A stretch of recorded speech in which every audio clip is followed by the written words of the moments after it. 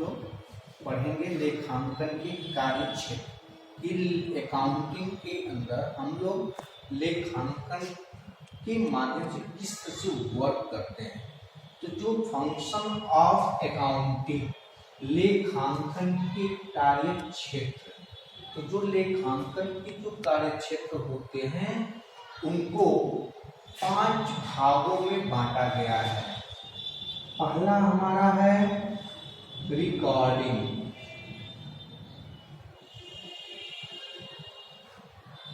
इसको कहते हैं अभिलेखन। दूसरा हमारा होता है क्लासिफिकेशन,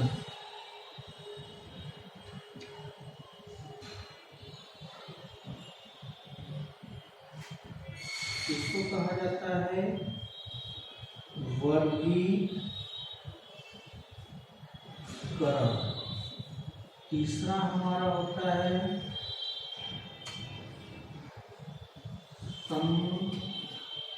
समराइजेशन।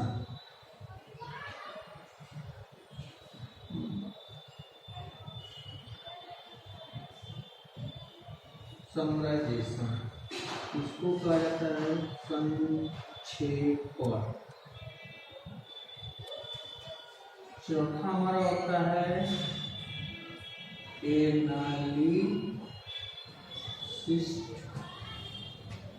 एंड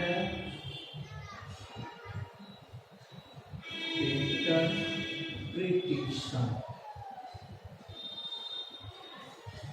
ये हमारा होता है विश्लेषण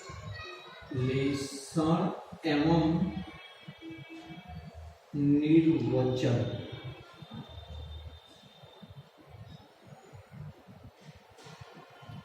और पांचवा हमारा होता है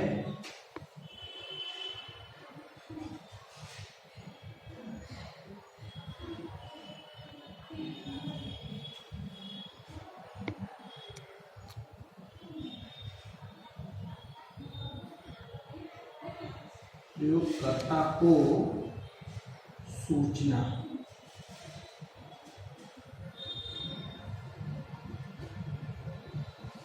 ये हमारे 5 प्रकार के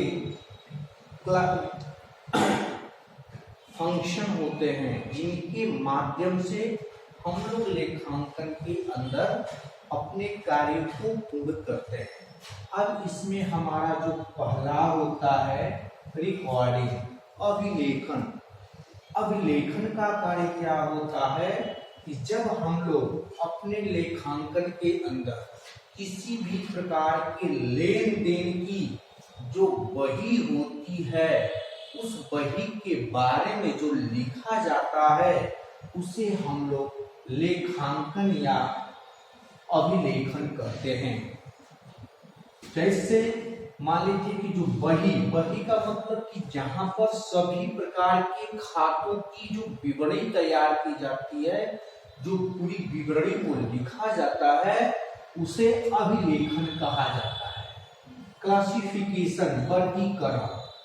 अब वर्गीकरण में होता क्या है कि जो आपके अभिलेखन होते हैं, जो आपकी बही बनाई जाती है, उन बही के वर्गीकरण को अलग अलग ग्रुपों में, उनको अलग अलग समूह में बांटा जाता है और फिर उन समूह का एक जगह इकट्ठा करके स्टोर किया जाता है, जो एंट्री कहलाता है, जिसे हम लोग हिंदी में प्रविष्टि कहते हैं।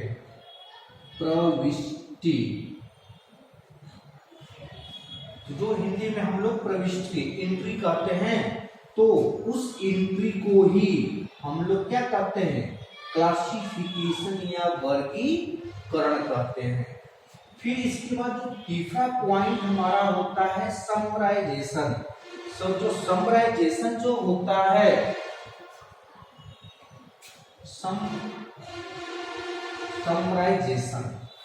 समराइजेशन जो होता है, अब उसके अंदर हमारा जो होता है संक्षेपण। अब आपके द्वारा जो अभिलेखन जो तैयार किया गया है उस अभिलेखन के अंदर जो हमारे व्यवसाय के लाभ हानि का ज्ञान प्राप्त कराता है, पूरी संपत्ति के बारे में दर्शाता है तथा हमारे लेखांकन की पूरी सारांश को तैयार किया जाता है। उसे हम लोग कहते हैं समराइजेशन। समराइजेशन